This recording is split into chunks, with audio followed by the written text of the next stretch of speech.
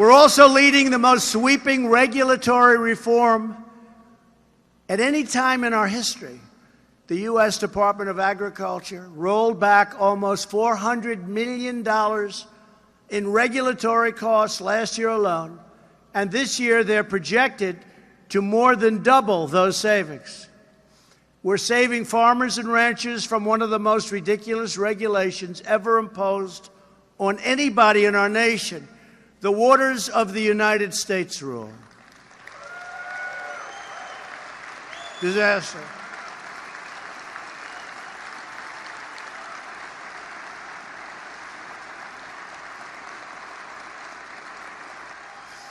We also passed legislation to rebuild our water infrastructure, including our nation's inland waterways, which carry more than 60% of our agricultural products.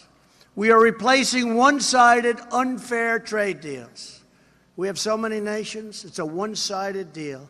With China, every year, for many years, we're losing $375 billion, not million, billion dollars. We're working on that very strongly. You see what's going on. Doing very well. We have the European Union. They don't treat us right. They treat our farmers terribly. You can hardly sell into the Europe. They have barriers.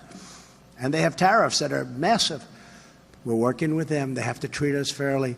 We're losing $151 billion a year with the European Union. Sounds so nice, right? The European Union. And then the press gets angry. They say, Donald Trump is not treating the European Union fairly. Well, that's because they're not treating us fairly, folks. I want to be nice. In fact, they said my poll numbers are very bad in Europe. I said they should be. No, seriously. They said when he started off, he had 87%. That means you can be the king of any country. Now they're king because I'm representing our country. I'm not representing those countries. You know, one of those things.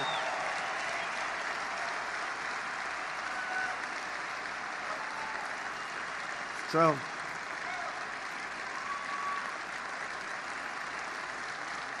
it's true. They said his poll numbers have tanked. And I said, oh, damn it, what's going on? Damn it. Then I said, oh, it's in Europe. That's okay. Now, we get along well with them, and there are a lot of great people and great leaders. But look, I'm not blaming them. I don't blame China. I mean, China, $375 billion a year we lose. It's really more than that, but that's like the conservative number. I think it's 504. But I'm giving you conservative because I don't want to be criticized for using wrong numbers, right?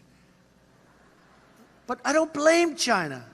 I was in China making a speech, and President Xi, who's a friend of me, great guy, but he represents them. I represent us. And he's sitting over here, and I'm talking to this massive crowd of people, and I'm talking about how China's bad, bad, bad. And I'm saying, boy, this could be dangerous. I'm in China. I'm in Beijing doing this. And I'm saying, I don't like this. But I looked at him, and I realized, actually, during that speech, it's not his fault or their fault. It's our fault for allowing that to happen. It's our leaders' fault. Over the last 15 years, we've seen a continual decline in the U.S. share of agricultural trade all throughout the world. You know that. We're turning all of that around with fair trade deals that put American farmers, ranchers, and in fact put America first. That's what I'm interested in, America first. We just opened Argentina to American pork exports, pork, for the first time in a quarter of a century. They needed something. I said, you have to open it up to pork. And they said, okay. I said, why didn't you do it before? They said, nobody ever asked us. A lot of it is that. You would be amazed. Nobody ever asks.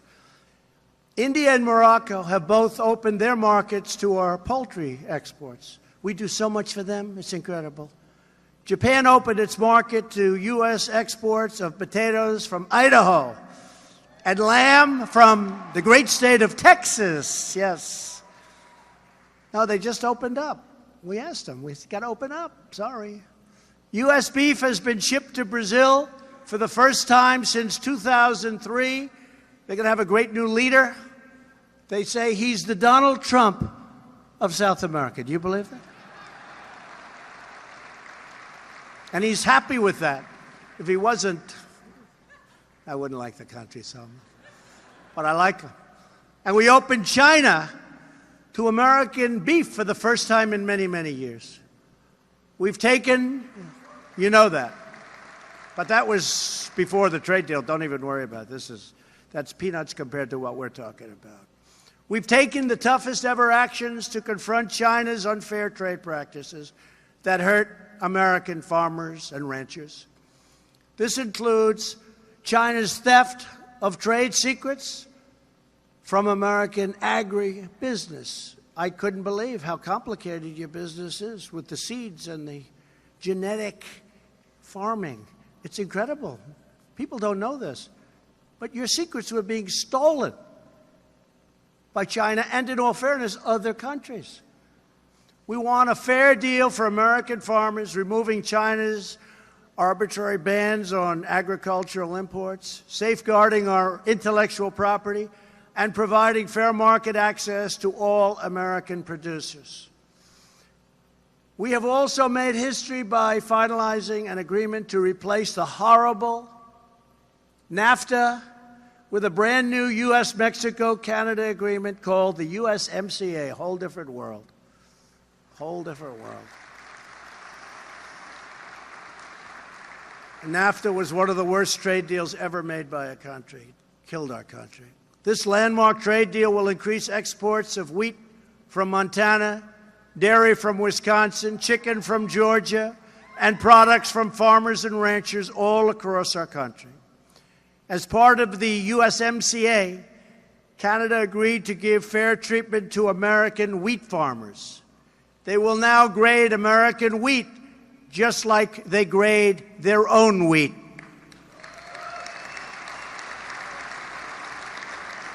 Our nation was founded, settled, and built by farmers. From the fields of Pennsylvania to the hills of Tennessee, from the plains of Missouri to the big sky of Montana, and from the marshes of Florida to the fertile valley of California, farmers have always led the way. The American farmer embodies the timeless values of America. You believe in hard work and self-reliance. You follow the rules, obey our laws, and respect our great American flag. You support our communities, raise loving families, teach your children right from wrong, and you are always loyal to this magnificent nation that we so love. Now you have a government that is loyal to you, finally, in return.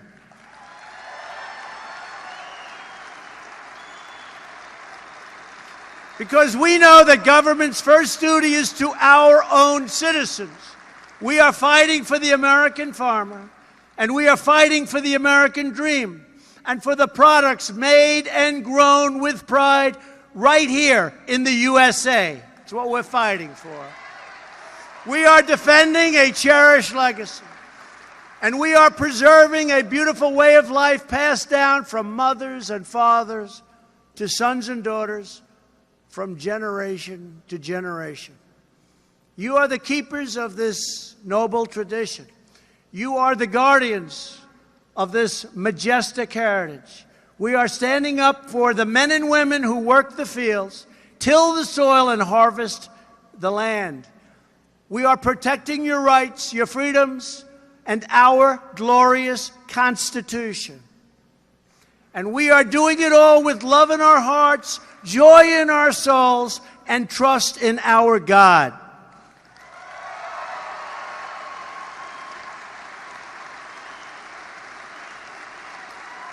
Thank you. Thank you. To all of the farmers here today and across our country, the greatest harvest is yet to come. The future for America's farmers is bigger, better, bolder, and brighter than ever before. I just want to thank you all for being here. It's so honored to have had this kind of a turnout, this kind of a record. I want to thank the American Farm Bureau for the incredible job they do.